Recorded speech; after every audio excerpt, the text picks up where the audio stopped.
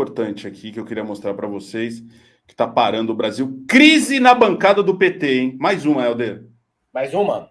Mais uma. Crise na bancada do PT. Breaking news, urgente. Crise na bancada do PT. Namorado de Gleisi Hoffmann chama líder do partido de ditadorzinho de merda. Pô, engraçado. Eu gosto quando o jogo vira, não é mesmo? Quando o homem perde a sua identidade na editoria de Namorado famosos. de É de famosos esse aí? É política, né? Namorado de Gleisi Hoffmann. O Lindenberg Farias virou namorado de Gleisi Hoffmann. Eu gosto disso. É uma reparação histórica, de certa maneira. Namorado de Gleisi Hoffmann. Pô, mas o Zeca Dirceu não aparece numa boa aqui, hein? É sempre zoando ou fazendo alguma chacota, né? Querido Zeca Dirceu. Agora ele vai ter que... Eu só vou chamar o Lindenberg de namorado de Gleisi Hoffmann. Namorado de Gleisi Hoffmann. Lindenberg Farias está revoltado com Zeca Dirceu por não ter sido indicado para a CPI dos atos golpistas. As sucessivas derrotas do governo no Congresso Nacional têm demonstrado que a falta de articulação política é um problema enorme a ser enfrentado pelo Palácio do Planalto. Mas essa não é a única questão, não. Fala a coluna do Rodrigo Rangel. Na base do governo, o clima não é dos melhores entre figuras bastante próximas do presidente Lula. O namorado de Gleisi Hoffmann, Lindenberg Farias, e do namorado da deputada, tem disparado adjetivos pouco ou nada lisonjeiros contra o líder do partido na Câmara, Zeca Dirceu, filho de José Dirceu, dono dessa juba maravilhosa, Zeca Dirceu. O ex-todo-poderoso ministro de Lula, que foi condenado no escândalo do Mensalão. Pelos corredores da Câmara, Lindenberg tem chamado Zeca Dirceu de ditadorzinho de merda. O ataque se deve especialmente à decisão do líder petista de não incluí-lo entre os deputados do partido indicados para integrar a CPI mista que vai investigar os atos golpistas de 8 de janeiro. Lindenberg queria integrar a comissão, mas acabou ficando de fora. O motivo declarado é a postura crítica do namorado de Gleisi. O projeto do arcabouço fiscal enviado à Câmara pelo governo Lula. Lindenberg, porém, não engole a explicação e culpa Zeca Dirceu por ter sido escanteado na CPI. A relação entre os dois deputados, ambos donos de ótima relação com Lula, já não é boa há algum tempo. No começo do ano, Lindenberg chegou a disputar com Zeca o posto de líder do PT. Desde então, o ambiente é de desavença. Nas últimas semanas, porém, a crise escalou. Pois e foi uma semana complicada para o governo, uma semana de derrotas, em que Arthur Lira tentou emparedar o Lula, pediu o Ministério da Saúde. Imagina só quem o Arthur Lira indicaria para o Ministério da Saúde. Obviamente, Ricardo Barros. Por que ele quer tanto o Ministério da Saúde desde o dia 1º de janeiro, o Arthur Lira? Você sabe muito bem por quê, né, Beze? Vamos ser sinceros. Por que ele queria tanto o Ministério da Saúde? Porque o Ministério da Saúde é uma pasta muito fácil para cometer corrupção e roubar. É simples. É muito simples. O porquê que o PP quer tanto a pasta da saúde. E não queria só a pasta da saúde, não. Queria os ministérios do União Brasil. Mas até aí é trocar 6 por meia dúzia. Você tira o Juscelino Filho, que ninguém sabe se está vivo ou morto, coloca o Fábio Faria. Vai mudar alguma coisa? De verdade, vai mudar alguma coisa? Você está trocando bolsonarista pelo outro. Tira a Daniela do Vaguinho, coloca André Fufuca. Vai mudar alguma coisa? Não. 2 bosta. Sendo o mais claro possível. Mais claro possível. Aí tira o cara do desenvolvimento regional lá, Valdez Góes, e coloca o Ciro Nogueira. Bicho. Não muda nada, cara. Não muda nada, na verdade. É você trocar PP por União Brasil. Só que o que acontece, né? O Arthur Lira achou que poderia emparedar o governo e que não receberia nenhum tipo de revide. Ele tá enganado. Por mais que seja difícil manter uma base, manter um diálogo no legislativo, ele tá completamente enganado. Ontem o governo teve uma vitória, mas não teve só essa vitória. Tem outras coisas que estão acontecendo em paralelo que acabam cacifando o Lula aí para tentar dobrar algumas apostas com Lira, entendeu? Ontem a gente teve a divulgação do PIB, Produto Interno Bruto aqui do Brasil, do primeiro trimestre de 2023, teve inflação em queda, o mercado bombando e a safra de grãos batendo recorde com um PIB que que superou as projeções de 1,9%, né? E aí, quer dizer, as projeções avançou 1,9%. Em relação ao mesmo trimestre de 2022, o PIB cresceu 4%. 4% em relação ao primeiro trimestre de 2022. Vocês lembram que o governo anterior falava? O governo anterior tentava até separar, fazer uma separação, fazer um terraplanismo econômico e dizer que não, olha, o PIB público tá ruim, mas o PIB privado tá bom, entendeu? Para dar aquela aliviada no fracasso do governo. Então você tem isso daqui, você tem o Lula se reunindo com as lideranças da América do Sul, e é uma reunião que realmente vai avaliar em 120 dias o que pode ser feito para a região avançar economicamente.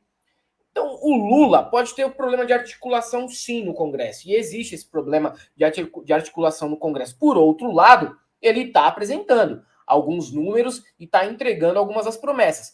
É tudo perfeito? É óbvio que não é tudo perfeito. Num governo de coalizão, nem tudo vai ser perfeito mesmo.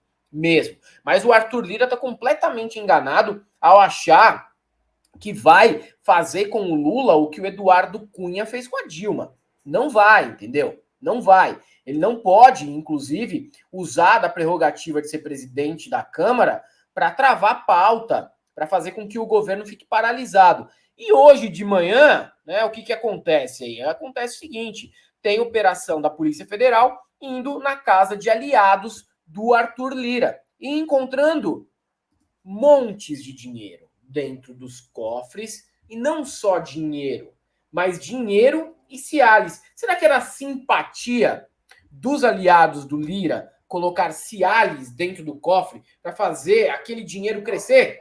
Para que aquele dinheiro continuasse a crescer?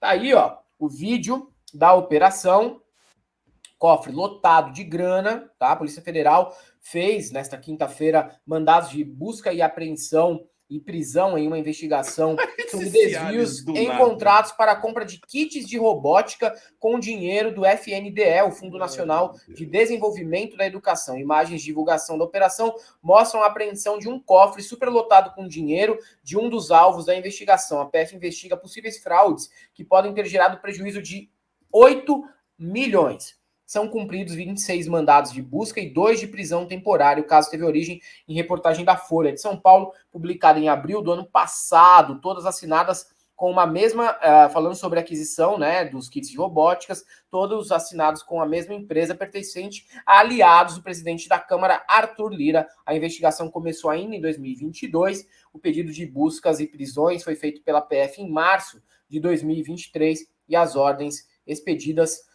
pela Justiça Federal de Alagoas. Vamos me perguntar, mas Helder, não é muita coincidência? Ontem também o Supremo pautou ali, o Supremo pautou na investigação contra o Lira. Não é muita coincidência, não estaria aí os poderes atuando de uma forma não independente, né? O STF vai analisar o recurso de Lira contra a denúncia por corrupção passiva. E o Lira, na verdade, pela ficha corrida que tem, ele não poderia nem ter sido deputado federal. Poderia ter sido reeleito deputado federal com a ficha corrida que ele tem, entendeu? Um gangster, como diz o Glauber Braga. De fato, o é mesmo. Não é coincidência, minha gente. Não é coincidência. A gente tem aí, obviamente, o Supremo mostrando que existe também uma tentativa, né? Uma forma de tentar barrar os desmandos do Lira, que está se achando um primeiro-ministro, está se achando o verdadeiro presidente desse país. Mesma coisa aí a Polícia Federal atuando contra os aliados do Lira hoje de manhã. É um recado para ele. O Lula deve ter aprendido, espero que tenha aprendido, com o caso do Eduardo Cunha.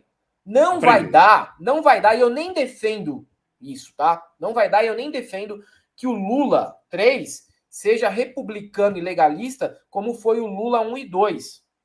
Porque ser republicano e legalista ao extremo não rendeu nada de positivo para o Lula. Muito pelo contrário, ele foi preso, a Dilma foi empichada e outros foram presos aí ao arrepio da lei. A gente teve até, inclusive, o Toffoli falando que se arrependeu de ter votado a favor, né, da prisão do José Genuíno. Os caras cometeram lá o fer na cara dura. Agora a gente vai ficar pisando em ovos para botar, para rodar operação em cima do Arthur Lira, nem fudendo, vai pagar para ver até onde o Arthur Lira vai levar essa gracinha dele? Não pode, de fato não pode. E o Lula que hoje acenou e vai indicar o Zanin, né, para ministro ali do STF, né, agora vai passar por todos aqueles processos e ritos até chegar, né, pelo Senado, tem ali algumas provas para ele passar, e para grita da imprensa brasileira, falando que foi muito personalista, que trouxe aí o ministro, né, indicou o ministro que era seu advogado, o advogado do Lula, o Zanin, né, de 47 anos, se não me engano, mais novo que eu. Ano, né, mais novo que eu sei. Um ano mais novo que eu. Para quem indicou um terrivelmente evangélico, Cássio e o André Mendonça e o Cássio com K, o Cássio Nunes, tá aí a primeira indicação do Lula para o STF, ele que tem mais uma indicação, né, até o final do mandato. Sim. Eu vejo essa indicação do Zanin da mesma maneira que eu vejo os elogios do Lula ao Maduro, que eu nem concordo, tá, gente? Assim, não rasgaria a seda ao Maduro daquela maneira. Mas sabe por que eu vejo da mesma maneira?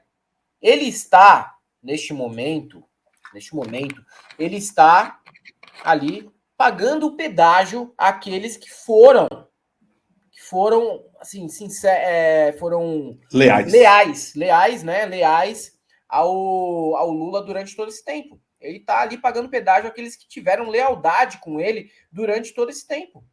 Maduro, o Zanin, né? Então, eu acredito que no momento a postura do Lula tenha muito a ver com isso.